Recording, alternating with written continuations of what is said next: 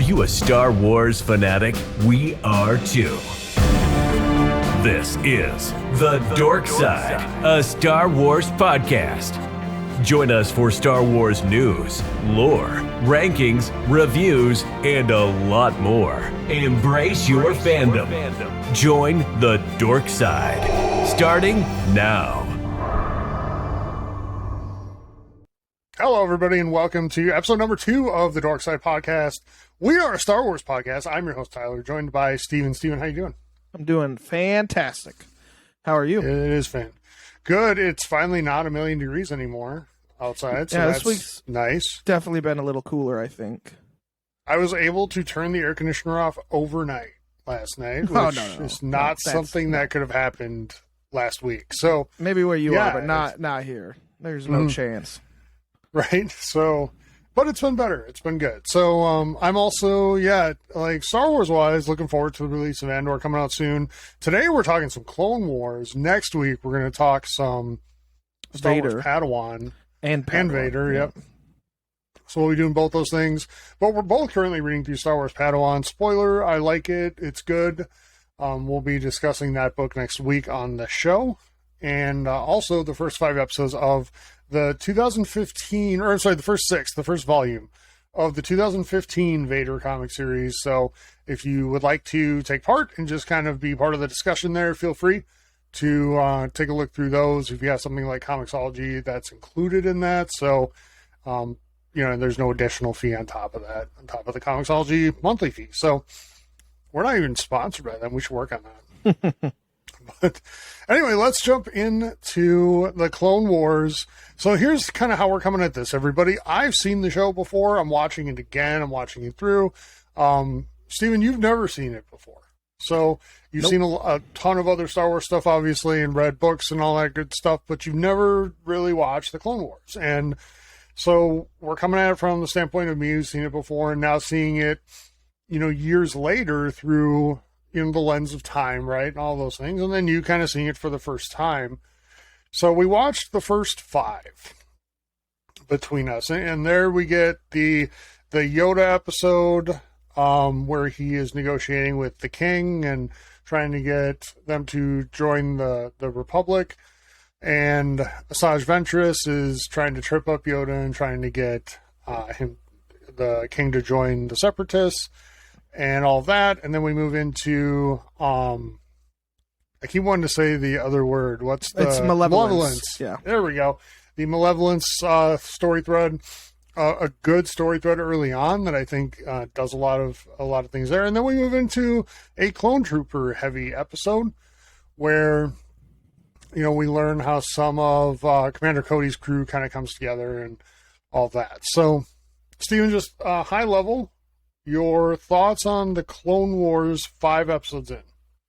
It's okay. Definitely better this time around than the first time, because I actually did try to watch it before, not that long ago. I mean, it was like a year or 2 ago probably. And I was like, it's fine. The first episode is fantastic. Like, I love it. It's really cool getting like Yoda at some of the height of his power, or maybe on the little bit of the down end, but still very strong.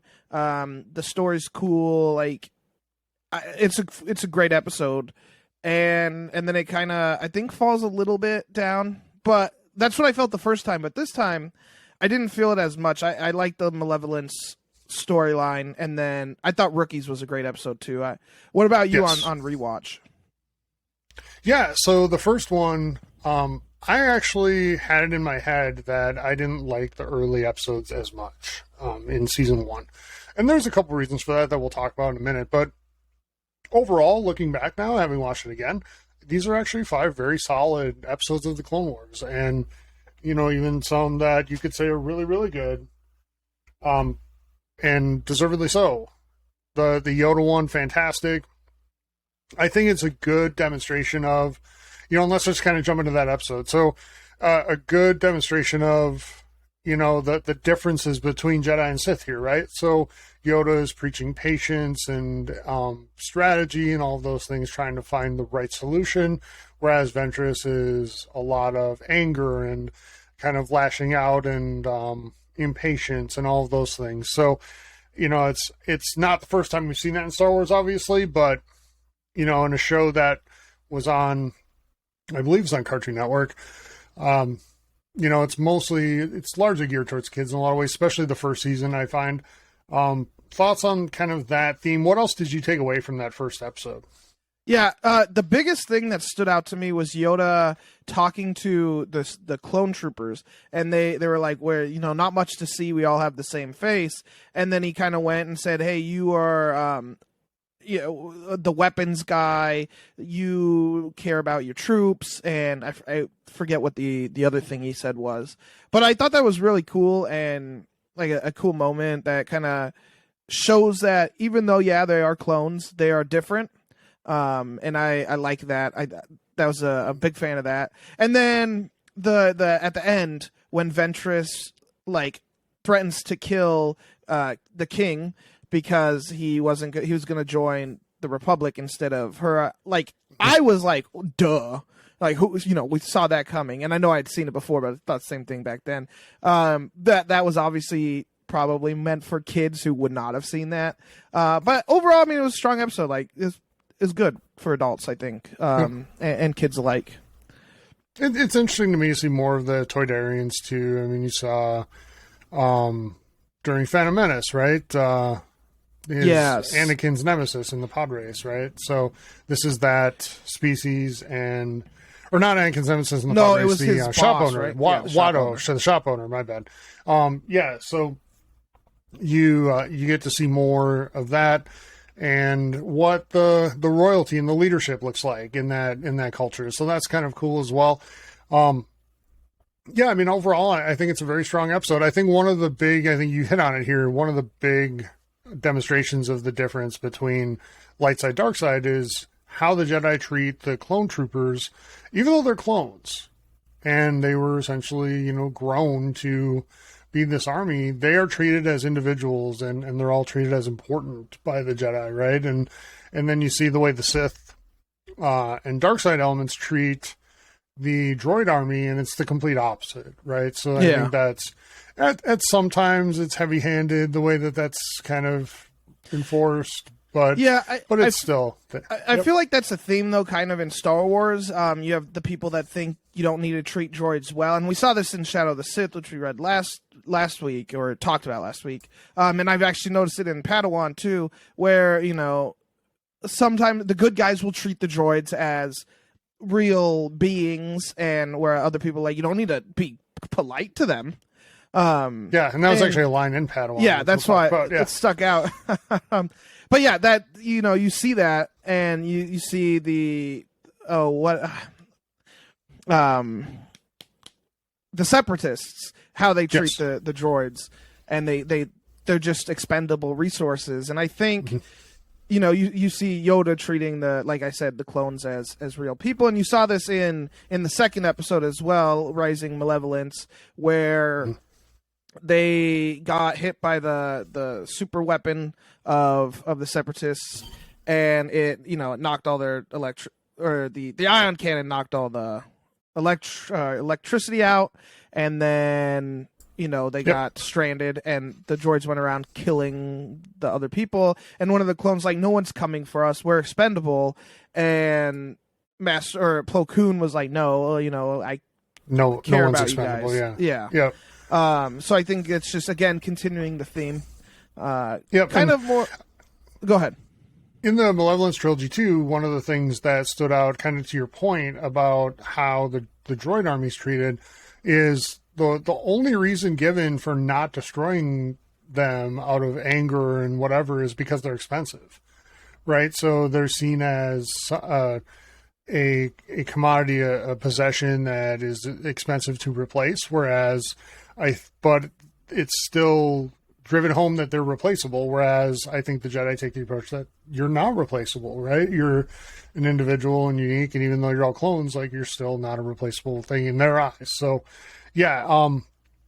Malevolence, I think, does a lot of things. One, it shows, Anakin's willingness to disobey, right? And go off kind of on his own, which we see, throughout the prequel trilogy and all that.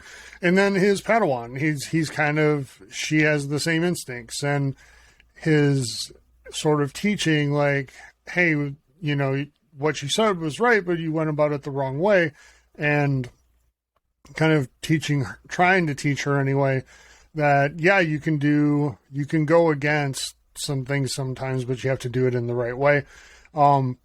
Just, I don't know, what are your thoughts on the dynamic between Anakin and Ahsoka? Ahsoka, who goes on to be one of the most popular characters in Star Wars, in my opinion, with a lot of fans, and getting her own Disney Plus show soon. But what's your opinion of that dynamic? Yeah, so it's interesting seeing her arc after having seen her in Mandalorian Season 2 and the Book of Boba Fett. It's interesting, right? Because, you do know she's very popular. She's getting her own show. And you go back and you watch, and she's a little whiny, very much like, I know everything. And I mean, we all know how Anakin acts, and so it's no surprise that he tells the council one thing and then goes about doing it the way that doesn't quite skirt the lines of, like, hey, I'm not directly disobeying, but, we're still going to help. Whereas she's like, we just need to go do this, this, and this.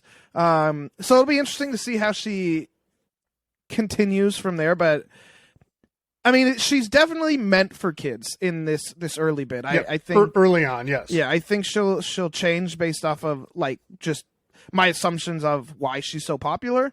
But early on, it's a little like, okay, you're definitely designed to be the kids' hero because kids think they know everything. I thought the same. Yeah. I would have loved her when I was a kid. I thought the same way. Yeah. So we all are. It's the source of my early I don't even want to say dislike, but the things that I'm critical of in the early episodes of the show. Yeah. Are all around Ahsoka, and it's not the Ahsoka character, it's the writing for it and the approach that they're taking. But it's one of those things where it's an animated show. It's geared towards kids in a lot of ways, especially early. And Ahsoka's playing that kid character that it just doesn't sit right with me when, like, the kid has the right answer all the time, and these, like, seasoned Jedi leaders that are the guardians of peace in the galaxy, like, and all wise and all knowing, or at least at the very least full of wisdom, are being outsmarted by, a Padawan, and someone who's fairly early in their Padawan journey, I think. So, like, that rubs me the wrong way. I don't necessarily have an issue with the Jedi Council kind of accepting calculated losses and being. I mean, obviously, I don't think they're happy with it, but yeah, I mean, you send there are inherent risks to rescue operations, right? You send a crew in to attack this weapon that they don't know about. It could lead to more death and destruction. And I mean, yeah, when you get the view of seeing Plo Koon and the other troopers, you're like, well, we want to see him saved.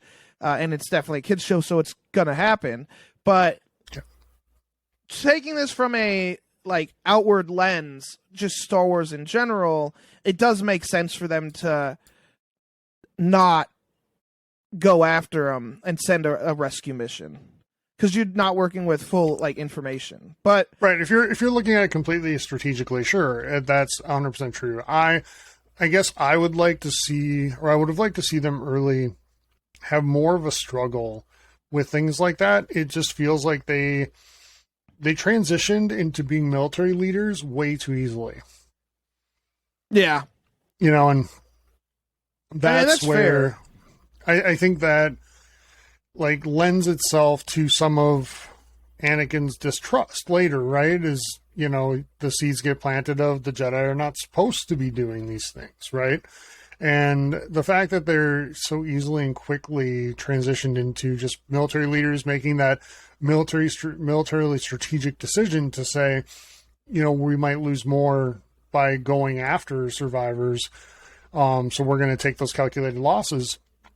that to me is something that a seasoned like military commander would do, but a Jedi who's, reason for being what they are up until recent to those events, when their role was to, have peace and harmony and balance and all of those things, I have a hard time finding that they would just make that decision. But those are just some of the little things. And I think like with any show, Steven, like the show takes a while to find its feet, right? And find the ground, to find solid ground where it knows its identity, it knows what it is. And we're kind of working through some of that right now here. I found like Padme's inclusion in the third episode of the Malevolence. She's in fourth.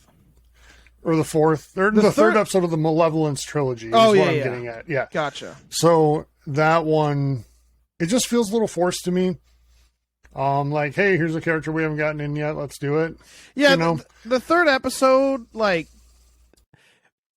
so the Shadow of Malevolence, which is the third episode of the show, the second in that story arc. I didn't call it filler, but it kind of is. I mean, they go through the Balmora run, which has the manta rays, the giant manta rays, which are definitely just designed to be like a cool visual thing. And I mean, it is pretty entertaining. Not much happens. I mean, you see that Grievous is willing to attack medical frigates, and that makes sense for I mean, part of it's like a little heavy-handed. Yeah, that's the evil thing to do. But strategically, it's not a horrible decision. I mean, it goes against the Geneva Conventions in real life, but I don't know if they probably don't have that. Yeah, actually, I have no problem with that. I think they're trying to show early on, the lengths that they're willing to go to. They have this brand new weapon. Yeah. And they're going to show early on in the conflict, like how far they're willing to go to, and try to end it quickly. And if you go out in this reign of terror, and the Sith have always been just evil. Like they don't have it. Yeah. That's part of some of the problems I have with them is they tend to just be straight evil instead of more of a you get away from that in the books though. Like the books are much better in terms, but I think Palpatine, when you look at Palpatine, so I'm going to push back a little here because on the surface, 100% you're right. But then as you step back from especially the prequels and you start to see like, oh, that was Palpatine's hands in everything, right? It's more of a, that character has a lot of depth to him. Now, yes, he's straight evil, right? But the motivations aren't just like chaos. It's things like power and et cetera, et cetera. Whereas Vader, Vader does evil out of love at first, right? And fear. And so it's different. The motivations are different sometimes, but I get what you're getting at. Like you're not wrong. Yeah. So. But I mean, the second episode of that thing was just, I mean, they did destroy the ship, before, or at least destroyed the weapon. So, yeah. Sorry. Yep. The third episode is when they destroyed the ship. There's a lot of Anakin Padme stuff. Some funny jokes with 3PO, who, as a 3PO stan, he always finds his way in the worst situations, and it always makes me sad. He does. He's used as a humor device, and I'm like, that's my boy. That episode, actually, for me, I don't know. I like it, but don't. It's very reminiscent, like when they're on the trams or trains, right? Yeah. It's very reminiscent of the Geonosis factory, right? Where they're in there fighting, where they eventually get captured, then taken out, and they kiss and whatnot. But that's it. It just has a lot of callbacks to that, including 3PO being the comedy relief during that thing and getting into weird situations and all that. So I don't know. I mean, the episode was good though. And then the last one, our fifth one that we looked at, the Clone Troopers, you, I think, liked that one quite a bit. So talk through what really connected with you about that. It's just more humanizing the clones, realizing they're different and not just mindless drones. And I don't mean that in the sense of they're actually fighting the drones. I mean that in the sense of the play on words or whatever. Right. Sure. I think a lot of the times, when you look at just military movies in general, whether they be in like Star Wars, I mean Lord of the Rings, or just actual like real based on true stories, you kind of forget that these are real people doing the fighting. So I think that does a good job of showing it through an easy to understand lens. Like, yeah, even though they are actual clones, like they have their own personalities.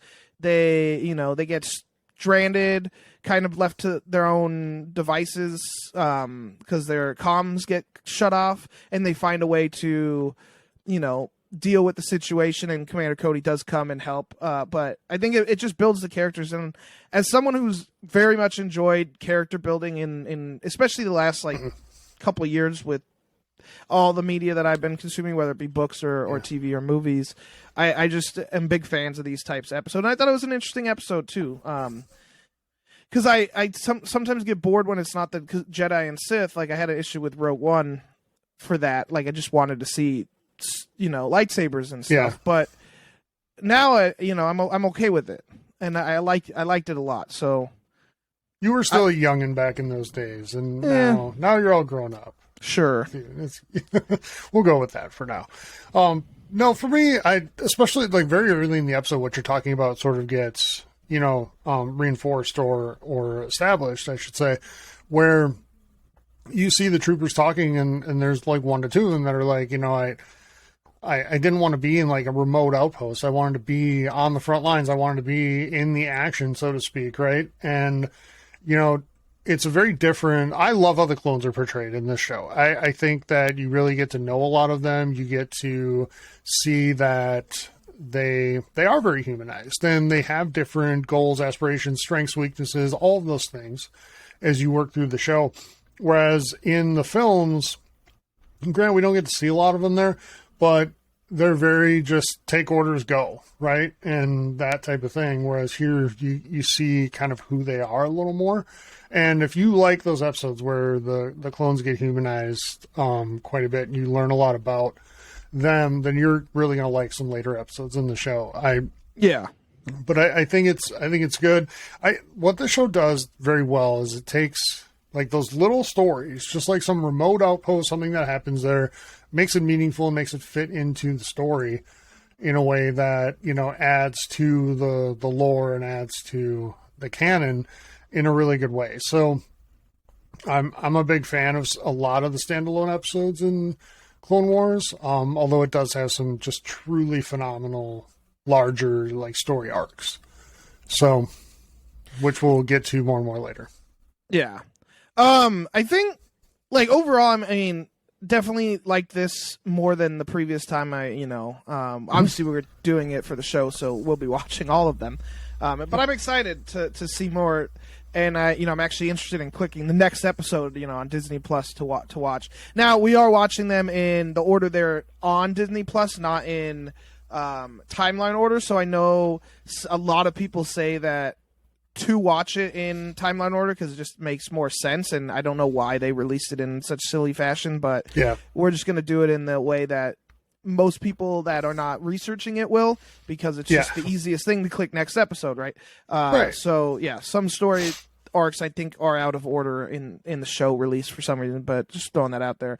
Well, one of the biggest issues, now I preface this by saying issue with, like, I understand it's like a kid's show, and there's things that happen because it's a kid's show, but my biggest problem, that again it's not that big of an issue, is that the droids are like super powerful until they need to not be.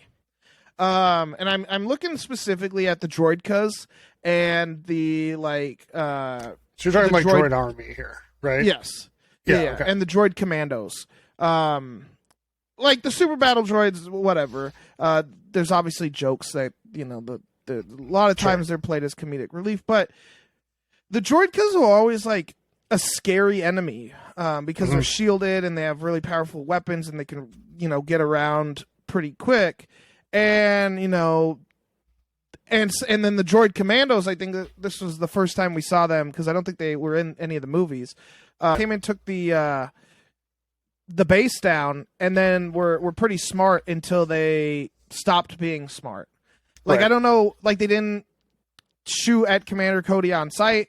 Like, that didn't make a lot of sense. And then the droid kills were easily destroyed. I mean, it was Yoda, but I think that's just my biggest problem, and it's not that big of an issue, but yeah, it's just continuing the tradition, Stephen, of like stormtroopers can't hit anything, and you know these armies are completely helpless. Like they're all it's from. I mean, one of these episodes had a moment where a ship's flying away from them, and they're all like they're shooting at from the Star Destroyer, and he's like, "This is harder than it looks," or something like that. Just opening fire on it, and yeah, it was one of the ships. It was in the Malevolence trilogy when they had hit it with the weapon, so to take all the power's down.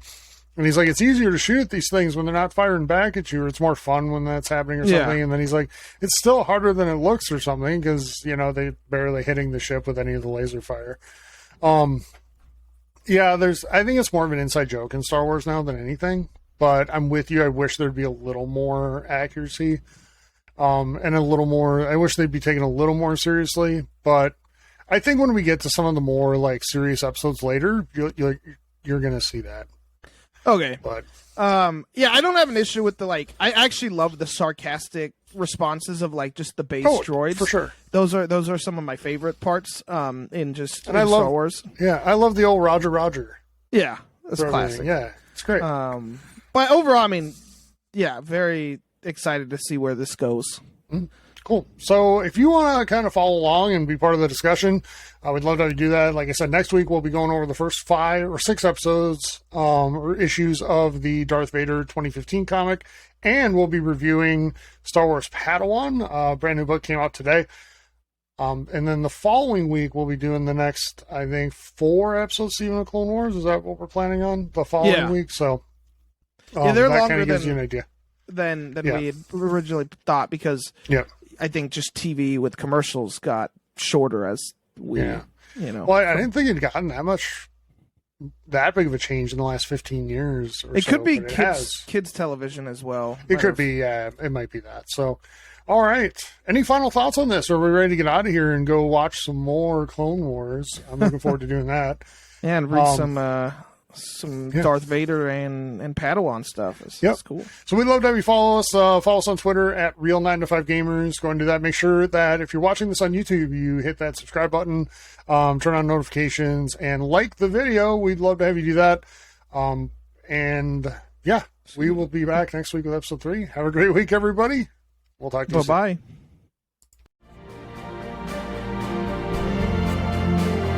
This has been The Dork Side, a Star Wars podcast. Join The Dork Side by following us on Twitter at Real9to5Gamers and visit our website at www.9to5gamers.com. See you next week, and may the Force be with you.